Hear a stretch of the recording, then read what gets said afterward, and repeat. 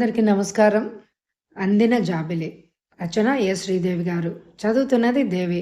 ఇంకా కథలోకెళ్లే ముందు తప్పకుండా లైక్ చేయండి. ఆరుబయట వెన్నెల్లో మంచాలు వేసుకున్నారు ముగ్గురు. గేటుకు తాళం వేసి వచ్చి పుస్తకం చదువుతూ పడుకుంది మాలతి. చదువుతూనే ఎప్పుడో నిద్రలోకి జారిపోయింది. వెన్నెల పూలు విరిసి నవ్వుతున్నాయి హాయిగా. వెన్నెల్లో మెరిసిపోయి అతని గంభీర విగ్రహాన్ని చూస్తూ ఏవో ఊహల్లో మాధురి. ఏంటలా చూస్తున్నారు? అతని కంఠంలోని మార్దవం ఆమెకి ఎలాగో వినిపించింది. మీ మోహన రూపాన్ని అనబోయి చటుక్కున నాలిక కొరుక్కుంది. వెన్నెలని అంది తడబడుతూ. రెప్పలు బరువుగా వాలిపోయాయి. మీరు వెళ్ళిపోతానంటే నాకెందుకో దిగులుగా ఉంది. చిన్న పిల్లాడిలాగా అన్నాడు అతను. భలేవారే, ఈ 4 రోజుల పరిచయానికైనా మీ పెళ్ళికి వస్తాలండి. తేలిగ్గా నవ్వేసింది. మీకు 4 రోజులుగా అనిపించవచ్చు, కానీ నాకు ఎన్నాళ్ల కిందటో మనం ఒకరికొకరు తెలిసినట్టుగా ఇప్పుడు విడిపోతున్నట్టు అనిపిస్తోంది. అలాంటి సెంటిమెంట్స్ పెట్టుకోకండి, తర్వాత బాధపడాల్సి వస్తుంది. అయినా నా మీద మీకు ఎందుకంత అభిమానం? అతని గుండెల్లోకి తొంగి చూడాలని ఆమె ప్రయత్నం. ఎందుకో చెప్పాలా? మీరు నాతో ఎక్కువ మాట్లాడకపోయినా మీ కళ్ళే ఎన్నో కబుర్లు చెప్పాయి. మీ మౌనంలోనే ఎన్నో అర్థాలు కనిపించాయి. ఇదంతా కేవలం నా భావనే కావచ్చు, కానీ మీరలా ఇంట్లో తిరుగుతూ ఉంటే నాకు మనశ్శాంతిగా పోయిన వస్తువేదో దొరికినట్టు, అపరూపమైనదేదో అందబోతున్నట్టు అనుభూతి కలుగుతోంది. అతని గొంతులో పారవస్యం. మాధురి ఆశ్చర్యంగా వింటోంది. ముభావంగా ఉండే ఇతను ఎన్ని మాటలు నేర్చాడబ్బా అనుకుంటోంది విస్మయోల్లాసంతో. నన్ను చూస్తే మీకు ఎలాంటి భావము కలగడం లేదా? అతని సూటి ప్రశ్న ఆమె మనసుని కలవరపెట్టింది. ఏమీ మాట్లాడకుండా అతని మొహంలోకి చూస్తూ ఉండిపోయింది. ప్లీజ్ మాట్లాడండి మాధురి. మీ మౌనం నా గుండెని కోసేస్తోంది. ఏం మాట్లాడమంటారు? చీకు చింత లేని జీవితాలు మేవి. కలల్లో తేలిపోవడానికి నా జీవితం వడ్డించిన విస్తరి కాదు. అన్నీ నేనే సిద్ధం చేసుకోవాలి. పెళ్లి చేసుకున్న నా స్వార్థం నేను చూసుకుంటే ఎలా? నేను చెప్పేది సహృదయంతో విని అర్థం చేసుకుంటారా? అతను కుతూహలంగా ముందుకు వరిగాడు. చెప్పండి. మీ బరువు బాధ్యతలన్నీ నావగా చేసుకుంటాను. మనస్ఫూర్తిగా చెప్తున్నాను మాధురి. బాగా ఆలోచించి మీ అమ్మగారి అనుమతితో ఒక నిర్ణయానికి రండి. మీకు కావలసిన టైం తీసుకోండి. నా మీద నమ్మకం ఉంటేనే. అతని మాటల్లో నిజాయితీ ఆమెని కదిలించి వేసింది. అమ్మతో ఆలోచించి అంది నిదానంగా. కానీ మాధురి, ఒకటి మాత్రం నిజం. అతను లేచి వచ్చి ఆమె మంచం చివర కూర్చున్నాడు. మిమ్మల్ని మధు అని పిలవడానికి అనుమతిస్తారా? హఠాత్తుగా అడిగేశాడు. అడిగి పిలుస్తారా? కొన్ని అనుమతి లేకుండా తీసుకోవడంలోనే అనుబంధం వ్యక్తమవుతుంది. కవ్వింపుగా అంది. అమ్మో, ఏమో అనుకున్నాను. గడుసుదానివే. మాటలు రావనుకున్నాను, కానీ మనసు దోచి ఇలా కవ్విస్తామనుకోలేదు. హృదయపూర్వకంగా అన్నాడు. మీ స్నేహం, అనురాగం మాత్రం మర్చిపోలేను. ఆమె హృదయపు లోతుల నుంచి వచ్చిన ఆ మాటలు అతన్ని హర్షంలో ముంచెత్తాయి. స్నిగ్ధమైన ఆ చూపులు అతని మనసులో కలవరం లేపాయి. ఈమె మనసు కరుగుతోంది అనుకున్నాడు, తన గుండె లోతుల్లోకి తనివి తీరా చూసుకుంటూ. మీకు నేనంటే పూర్తిగా ఇష్టమైనట్లయితే ఏది? మీ చెయ్యి నా చేత్తో కలపండి. ఆ కంఠంలో అభ్యర్థన, ఆరాధన, అనురాగం, మరెన్నో భావాలు. అదృష్టాన్ని అందుకోమన్నట్టు ఆ ముందుకు చాపిన అతని చెయ్యి. అనురాగపు వెల్లువలో ధరించిపోదామా అన్నట్టు ఆ చూపులు. మనసంతా ఏదో ఆపుకోలేని ఉద్వేగం, అనిర్వచనీయమైన ఆనందం. ఈ అదృష్టం తను నిలుపుకోగలుగుతుందా? జీవితంలో ఒక అవకాశాన్ని పరిస్థితులకి తట్టుకోలేక వదిలేసింది. ఇది రెండో అవకాశం. దేని పరిణామం ఎలా ఉంటుందో, అమ్మ ఏమనుకుంటుందో. ఏమిటి ఆలోచిస్తున్నారు? ఏంటి ఆలస్యం అంటున్నట్టు ధ్వని ఆ కంఠంలో. చివరికి ధైర్యం చేసి తన చెయ్యి అతని చేతిలో కలిపింది. శరీరం అంతా దివ్య అనుభూతి. అతని స్పర్శ ఎంతో హాయిగా నరనరాల్లో విద్యుత్తు సృష్టిస్తోంది. ఉప్పొంగే హృదయంతో ఆ చేతిని అలాగే గుండెలు కానించుకొని పెదవులతో సున్నితంగా చుమ్మించాడు. ఆమె శరీరంలో జలపాతాల హోరు, హృదయంలో ఉప్పొంగే సముద్రపు అలజడి, కన్నుల్లో కెరటాల్లో పొంగిన ఆనందం. ఇక వదిలండి, మాలతి చూస్తే బాగుండదు. చాలా బాగుంటుంది. రాయలాంటి అన్నయ్య మనసు కరిగినందుకు సంతోషిస్తుంది. ఈ అందం ఊరుకోనివ్వడం లేదు నన్ను మరి అంటూ హఠాత్తుగా ఆమెను దగ్గరకు లాక్కుని చెంపల మీద, పెదవుల మీద రాగరక్తిమను అద్దాడు. మంత్రముగ్ధలాగా అతని కౌగిల్లో వాలిపోయింది. ఒక్క నిమిషం అతని కౌగిలి గాఢంగా, మరింత గాఢంగా, ఇద్దరి మధ్య వెన్నెల చొరవడానికి వీల్లేనంతగా, రెండు హృదయాలు ఏకమైపోయేలాగా. చటుక్కున అతని చేతుల నుండి తప్పించుకొని దూరంగా జరిగి కూర్చుంది. కోపం వచ్చిందా? జాలిగా అడిగాడతను. దేనికన్నట్టు చూసింది ఆమె. నాది అనుకున్న తర్వాత దూరంగా ఉండడం ఎంత దుర్భరమో తెలుసా? ఇంకా పూర్తిగా మేది కాలేదుగా. ఓరగా చూసింది. అల్లరిగా నవ్వింది. ఈ తీయని అనుబంధం అపురూపమైనది. పదిలంగా గుండెల్లో దాచుకుంటాను. పరవశంగా అందామె. కళ్ళు మిలమిలా మెరుస్తున్నాయి. నీ నోటి వంట వచ్చే ఆ తీయని మాటలు చాలు మధు. అద్భుతమైన ఆ క్షణం కోసం 1000 కన్నులతో ఎదురుచూస్తూ ఉంటాను. నీ రాక కోసం నిత్యం నిరీక్షిస్తూ ఉంటాను. వెళ్ళి తన మంచం మీద పడుకున్నాడు శ్రీనాథ్. గాలిలో తేలిపోతోంది శరీరం. మాధురి మెల్లగా మేనువాల్చి నిద్రలోకి జారిపోవాలని చూసింది. కానీ సాధ్యం కాలేదు. తలనిండా పూదండ దాల్చిన రాణి మొలక నవ్వుల తోడి మురిపించబోకే. అతని గొంతులోని రాగ తరంగాలు, అతని అంతరాంతరాల్లోంచి పొంగి వచ్చిన గానవాహిని ఆమెని నిలువెల్లా ముంచివేసింది. అణువణువు బృందావనమై క్షణక్షణము కలవ పువ్వులాగా విరియబూస్తోంది. ఎంత చక్కగా పాడారండి. కలలో తేలి వచ్చినట్టు నడిచి వచ్చి తన్మయంగా అంటూ అతని ముందు నిలబడింది. ప్రశంసా సుమాలు ఆమె చూపుల పైనుండి అతని హృదయం మీదకి పరుచుకున్నాయి. అదొక అపురూపమైన భావన. హాయిగా మనసు విప్పి పాడుకోవడానికి ఇంతకన్నా మంచి తరుణం ఇంకేముంటుంది మధు? ఆ రాత్రంతా స్వీట్ నథింగ్స్తో గడిచిపోయిందా ప్రేమికులకి. తూర్పు తెల్లవారింది. కానీ మాధురి కళ్ళలో ఉషా కాంతులను చూసి అల్లరిగా నవ్వింది మాలతి. రాత్రంతా బాగా నిద్రపోయినట్లున్నావే. మాలతి కళ్ళలోనే వ్యంగ్యం అర్థమైంది ఆమెకి. అదేం లేదు. తప్పించుకోవడానికి దారులు వెతికింది. అవునులే, నిద్ర ఎలా పడుతుంది?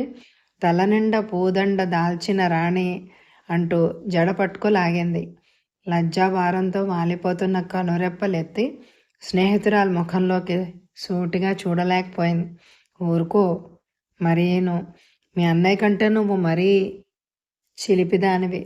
ఆమె ముఖం ముద్ద మందారాల్లాగా రాగరంజితమైపోయింది. మాలా, పొద్దున్నే అల్లరి ప్రారంభించావు. కాఫీ ఏమన్నా ఇస్తావా లేదా? అన్నగారి మొహంలో వెలిగే కాంతి పుంజాలను చూసి మాలతి మనసు మురిసిపోయింది. మనిషిని ఆవరించిన ఆ జడత్వం కొంతైనా వదులుతుందనుకుని సంతోషించింది. నాతో పనేముంది? కాఫీ ఇస్తుందో, కలలే పంచి పెడుతుందో కాబోయే మీ శ్రీమతిని అడుగు. మాధురిని అన్నవైపు తోసేసి వంటిట్లోంచి చిలకలా ఎగిరిపోయింది మాలతి. ఏమిటి పొద్దున్నే ఇంత అదృష్టం? రాత్రి మాయమైన నెలరాజు పొద్దున్నే నా ఎద మీద ఉదయించాడు. అపురూపంగా ఆమె వదనాన్ని చేతిలోకి తీసుకుంటూ రాగభరితంగా చూశాడు. ఆమె కళ్ళు వెన్నెలను వర్షిస్తున్నాయి. వలపు వరదగా ఏరులాగా పారుతోంది. రాగస్రవంతులు ఉప్పొంగినాయి అతని ఎదలో. అలా హాస ప్రతిహాసాలతో, కవ్వింపులతో, కుంటె మాటలతో, చమత్కారాలతో, చెవులూరించే సంభాషణలతో గుండె నిండా వలుపు సందడి చేస్తూ ఉండగా హాయిగా గడిచిపోయాయి 4 రోజులు. ఏదో స్వప్నలోకంలో విహరిస్తున్న అనుభూతి. మాధురిని రమ్మంటూ మీనాక్షి రాసిన లెటర్ చూశాక గలగలా పారుతున్న ఆనంద ప్రవాహానికి ఆనకట్ట వేసినట్టయింది శ్రీనాథ్కి.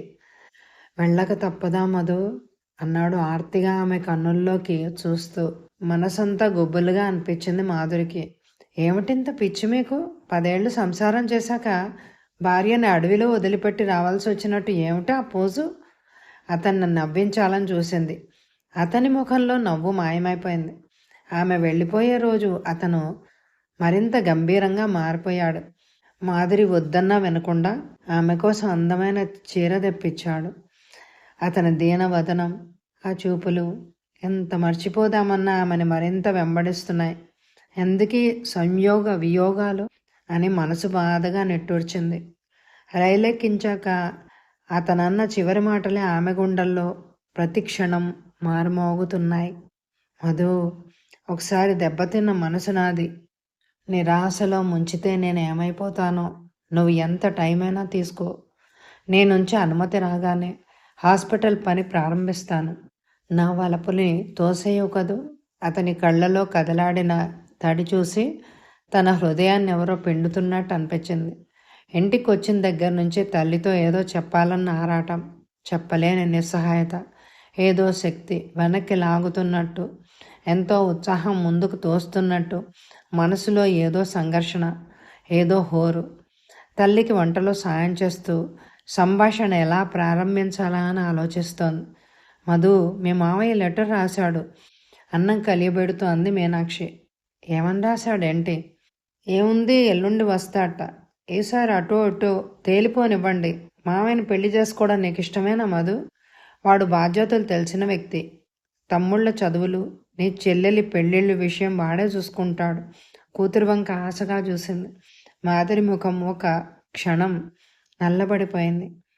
నేను ఈ బాధ్యతలు మోయలేనని నీకు అనుమానంగా ఉందా అమ్మా? అదేమిటే అలా మాట్లాడతావు?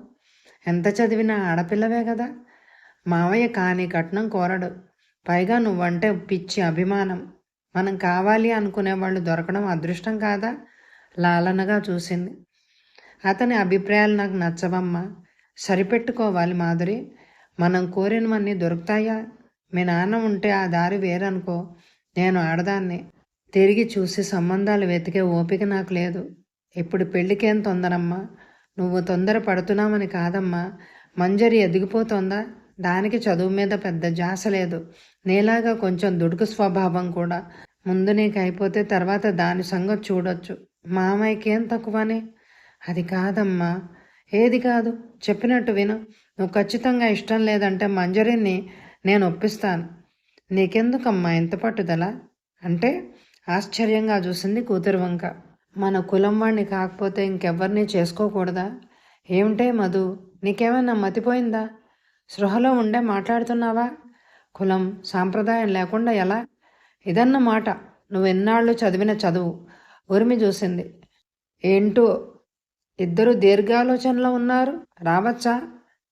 మంజరి వాకిట్లో నిలబడి అడిగింది. రా, నీ గురించే. ఏమిటో అది? పీట వాల్చుకొని కూర్చుని అక్కని తల్లిని మార్చి మార్చి చూసింది. కరుణాకరం మామయ్య వస్తున్నట్ట. రాని. తరిగిపోసిన బీరకాయ ముక్క చెక్కల్ని కెలుకుతూ కూర్చుంది. ఊరికే రావడం లేదు. మరి ఏమన్నా ధన కనక వస్తు వాహనాలతో వేంచేస్తున్నాడా? అబ్బా, ఆపవే నీ గోల. నిన్ను వరించడానికి వస్తున్నట్ట. చిలిపిగా చెల్లెల మొహంలోకి చూసింది. నాన్న, ముందు నీకు కానిదే నాకేంటి పెళ్ళి? తమాషాగా కళ్ళెగరేసింది. మీ తర్జన భర్జనలు ఆపండి. ఇద్దరికీ చేసేస్తాను గంభీరంగా అంది మీనాక్షి. అమ్మా, సంబంధాలు చూసేసావా? మంజరి తల్లి పక్కనే కూర్చొని గోముగా అడిగింది. మీతో నేను వేగలేను, కానీ స్పష్టంగా చెప్తున్నాను వినండి. కరుణాకరం మామయ్యని మీ ఇద్దరిలో ఎవరో ఒకరు చేసుకోవాలి. అతనైతే నాకు అండగా ఉండి మన కుటుంబాన్ని ఆదుకుంటాడు. అమ్మా, నీకు అండగా ఉండేవాళ్లే కదా కావాల్సింది. అలాంటి వాడిని చూపిస్తాను. ఆ కరుణాకరం మామయ్య ప్రసక్తి మాత్రం తేవద్దే. మంజరి దీనంగా చూసింది తల్లి వంక. కూతురి ధోరణికి విస్తుపోయిందామె. ఇంతకీ ఎవరో అతను? నాకు తెలియకుండా ఏదైనా గ్రంథం సాగిస్తున్నావా? అనుమానంగా చూసింది. అమ్మా, అక్కయ్యని సుధాకర్ చేసుకుంటాడు కదా. ఎవరన్నారే? కాస్త కలిసి తిరిగినంత మాత్రాన పెళ్లి చేసేసుకుంటాననుకున్నావా? వాళ్ళకి మనకి పొత్తు కుదరదు మంజు. పోనీ మీ క్లాస్మేట్ హరనాథరావు, అతనికి నువ్వంటే చాలా ఇష్టం కదే. పిచ్చి మంజు, ఇష్టమున్న వాళ్ళందరినీ పెళ్లి చేసేసుకుంటామా? అతను మన కులం కాదు కదే. కంగారుగా వారించింది మీనాక్షి. తల్లిని మింగేసట్టు చూసింది మంజరి. కులం గోత్రం అన్నీ అందుకమ్మా. గొంతు చించుకోవడం. నాన్న పోయాక మన బంధువులు ఏమాత్రం ఆదరించారు? ఈ బాధ్యతలు తమ మీద ఎక్కడ పడతాయో అని తప్పుకుని తిరగలేదా? ఈ కులం మనకు కూడబెడుతుందా? గోత్రం ఉద్ధరిస్తుందా? చదువుకున్న దానివి, నీకు ఈ చాదస్తం ఏంటమ్మా? ఇష్టం వచ్చినట్టు మాట్లాడుకో. ఇప్పుడు మీరు ఆవేశంతో చేస్తున్న పనికి తరతరాల వాళ్ళు తలలు వంచుకోవాలి. నీ ధోరణి చూస్తుంటే మొన్న పక్కింటి మోహన్ చెప్పిన మాట నిజమే అనిపిస్తోంది. ఏం చెప్పాడు మోహన్? విసుగ్గా చూసింది. నువ్వు ఎవరో కుర్రాడితో తిరుగుతున్నావని. నిజమేనా? నన్ను మాత్రం ప్రశాంతంగా నిన్న బ్రతకనివ్వరా? ఏంటమ్మా నీ చాదస్తా మరీను? కలిసి తిరిగినంత మాత్రాన్ని ఏమవుతుంది? మాధురి వాళ్ళిద్దరికీ సర్ది చెప్పాలని చూసింది. మంజరిని మెల్లిగా గిల్లి ముందు గదిలోకి లాక్కొచ్చింది. మీరేదైనా పరువు తక్కువ పనులు చేసి నన్ను అవమానించారు అంటే ప్రాణాలతో నన్ను చూడరు. నేను పోయాక మీ ఇష్టం వచ్చినట్టు మీరు చేసుకోండి. చేతికి అందిరాని ఆ పసివెదవల కోసం బ్రతుకుతున్నాను, గుండె రాయి చేసుకుని. తల్లి మాటలు, ఆమె పడే వేదన అక్కా చెల్లెళ్ళిద్దరికీ స్పష్టంగా తెలుస్తూనే ఉంది. అక్క, కులం మతం అని మనం పట్టుకు వేళ్లాడినన్నాళ్ళు మనకి విముక్తి లేదే. అమ్మ చాదస్తం ఎలా వదులుతుందో. మంజరి సన్నగా గొణుగుతోంది. వీళ్ళిద్దరి మధ్య మాధురి మనసు నలిగిపోతోంది. ఈ సంఘటన జరిగి 2 రోజులకే శ్రీనాథ్ దగ్గర నుంచి లెటర్ వచ్చింది. నా జీవన మాధురి, మీ వాళ్ళని చూడగానే నన్ను మర్చిపోయావా? అమ్మ నా నిర్ణయం విని చాలా సంతోషించింది. మీ అమ్మగారికి మన విషయం చెప్పావా? మధు, ఆ చల్లని రేయి, జన్మ జన్మలకి మర్చిపోలేని నీ వలపు కౌగిలి, సిగ్గు దొంతర్లు కమ్ముకున్న నీ కనుదోయి, చెక్కినట్లున్న నీ నునుపోయిన చెక్కిళ్ళు, ఏమి ఆ దివ్యానుభూతి? చల్లని వెన్నెలలో, చక్కని కన్నె సమీపంలో ఘంటసాల గారి పాట వింటూ నిద్రలోకి జారిపోయాను. ఆ కలలలో చల్లని వెన్నెల కవ్వించే చక్కని అమ్మాయి నీవు. అలా అలా మేఘమాలికల్లో తేలిపోతూ నా చెంతకు వచ్చుంటావుట. నన్ను వలపు వసంతాలతో తడిపివేసి అందని అనురాగ సీమల్లో తేలించి నా హృదయంలో రాగజ్యోతి వెలిగించి ఆ వలుపు దివ్యలో నా జీవన మార్గాన్ని కొత్త వెన్నెలతో నింపుతూ ఉంటే అనిర్వచనీయమైన అనుభూతితో ఏమైపోయానో. కళ్ళు తెరవగానే ఆ అందాల రాణి మాయమైపోయి అనంతమైన శూన్యం కనిపించింది నా ఎదుట. కలల్లో ఎన్నాళ్ళు ఇలా ఊరిస్తావు? నా కళ్ళల్ని ఎప్పుడు నిజం చేస్తావు? నా జీవితాన్ని నీవు వెన్నెలలతో ఎప్పుడు నింపుతావు? నీ కటాక్ష వీక్షణాలకై నిరీక్షిస్తూ నీవాడు శ్రీనాథ్. ఆ లేఖ చదివి బరువుగా నిట్టూర్చింది. తనెందుకు అసలు అతడి జీవితంలోకి ప్రవేశించింది? ముభావంగా ఉండే అతనిలో చైతన్యం నింపి ఇప్పుడు వీలు కాదంటే అతను ఏమైపోతాడు? నిరాశగా ఉండే అతనిలో ఎన్ని ఆశలు రేపి ఎన్ని ఊహలకి ఊపిరి పోసి ఇప్పుడు తప్పుకుంటే ఏమిటి ఆలోచనలు? ఈ జీవన ప్రవాహంలో ఎన్ని సుడిగుండాలు! డియర్, మీరెంత భావుకులు! మీ లేఖలోని ప్రతి అక్షరం నా మనసుని పులకింపచేసింది. మీరు ఎదురుగా ఉండి నన్ను రమ్మని పిలుస్తున్నట్లే ఉంది. ఆ రోజు వెన్నెల రాత్రిలో మీ పాట నిదురించే నా హృదయాన్ని రాగఝురిలో నింపివేసింది. నా జీవన మాధుర్యమంతా మీ గాన వాహినిలో ఒదిగి ఉన్న చిత్రమైన అనుభూతి. మనసుని ఊపేసే మీ మాటలు, వలుపు భాషలు, వియోగంలో కూడా ఒక వింత ఆనందం. ఎవరో కవి అలా రాస్తే ఒట్టి పైత్యం అని అనుకున్నాను. కానీ ఆ అనుభవంలో విరహం ఎంత తీయగా, ఎంత హాయిగా, ఒకసారి మనసుని మండిస్తూ మరొకసారి మల్లెలు కురిపిస్తూ. అపురూపమైన మీ స్నేహం నా జీవితంలో ఒక ముఖ్యమైన మలుపు. నిజంగానే నేను ఎంతో అదృష్టవంతురాల్ని. నేను కోరుకున్నవన్నీ అందించడానికి అమృత హృదయంతో ఎదురుచూస్తున్నాను. మీరు, మీ భావనలు చాలు నాకు. మన కలలు ఫలించే రోజు కోసం ఆత్రంగా ఎదురుచూస్తున్నాను. కలిసొచ్చే కాలం కోసం ఆశగా నిరీక్షిద్దాం. ఎప్పటికీ మీ మధు. మనసులోని మధురోహాన్ని నింపిన ఆ లెటర్ని పోస్ట్ చేసి తృప్తిగా నిట్టూర్చింది. ఇలా కొంతకాలం ముందుకు జరిగితే ఆ తర్వాత హఠాత్తుగా ఏదో ఒక మలుపు తిరిగి ఈ జీవితం వసంతంలోకి అడుగు పెడుతుందో ఎడారిలోకి తొంగి చూస్తుందో తన ఊహలు తనకే నవ్వొచ్చింది. మామయ్య వచ్చి మళ్ళీ ఏం గొడవ లేవదీస్తాడో, అమ్మ గట్టిగా పట్టుపడితే ఏం చేయాలి? ఈ ఆలోచనలతో రాత్రంతా నిద్రకు దూరం చేసుకుంది ఆమె. ఏది ఎలా ఉన్నా ఉరకలు పరుగులతో ప్రవహించే కాల ప్రవాహం ఆగదు. తండ్రి స్నేహితుడు ప్రసిద్ధ వహించిన డాక్టర్ శ్రీనివాసరావు దగ్గర అసిస్టెంట్గా చేరింది. ఎండి చదవాలన్న కోరికను బలవంతాన అణుచుకుంది.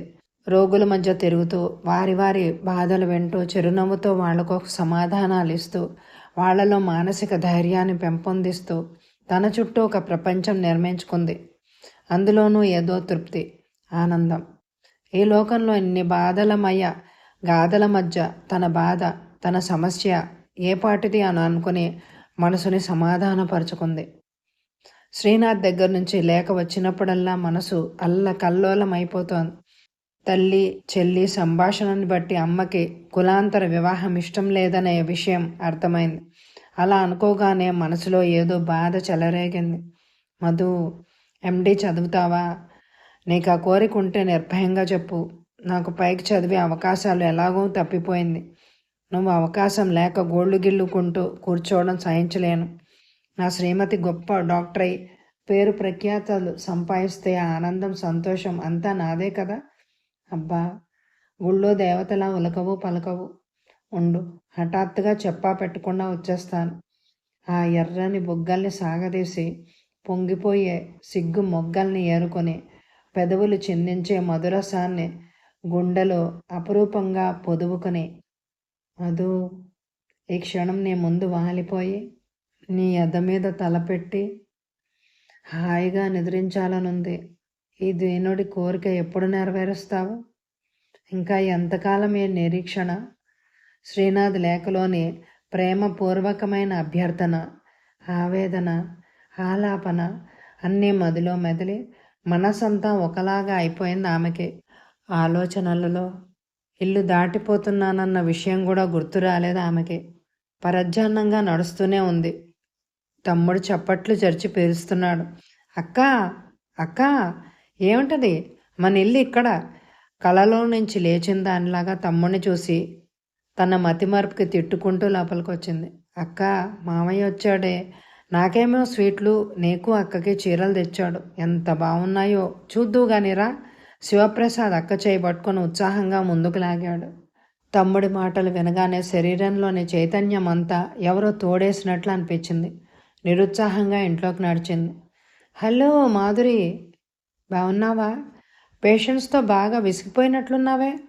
మొహం అలా వాడిపోయిందే. బాగా చిక్కిపోయావు కూడా. ఎదురుగా వచ్చాడు కరుణాకరం. ఎప్పుడొచ్చావు మావయ్య?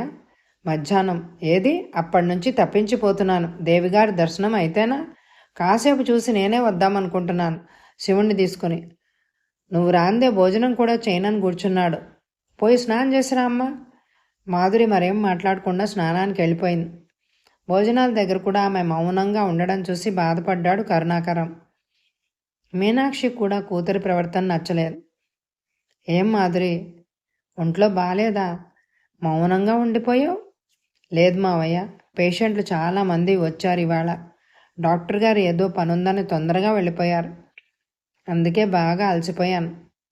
వచ్చిన దగ్గర నుంచి నీనామస్మరణే అక్క. మాధురి ఎప్పుడొస్తుంది అని 100 సార్లైనా అడుగుంటాడు. ఉత్సాహంగా అందుకుంది మంజరి. అవునా అన్నట్టు అతని కళ్ళలోకి ఒక్క క్షణం చూసి చటుక్కున తలదించేసుకుంది. భోజనాలు కాగానే అలసటగా వెళ్ళి మంచం మీద వాలిపోయింది. కనురెప్పలు బరువుగా వాలిపోతున్నాయి. శ్రీనాథ్ మాటలు తలుచుకుంటే ఏదో మత్తు ఆవరిస్తున్నట్టు అనిపిస్తోంది.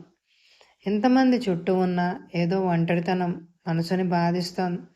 ఇవన్నీ కాసేపు మర్చిపోయి స్వప్నం లోకాల్లో విహరిద్దామని మనసుని సుషుప్తిలోకి ఆహ్వానిస్తోంది. ఇంతలో అక్క అని గట్టిగా పిలుస్తూ వచ్చింది మంజరి. కూడ తీసుకున్న ఆలోచనలు చెదిరిపోగా ఏంటే అంది బరువుగా కనురెప్పలెత్తి.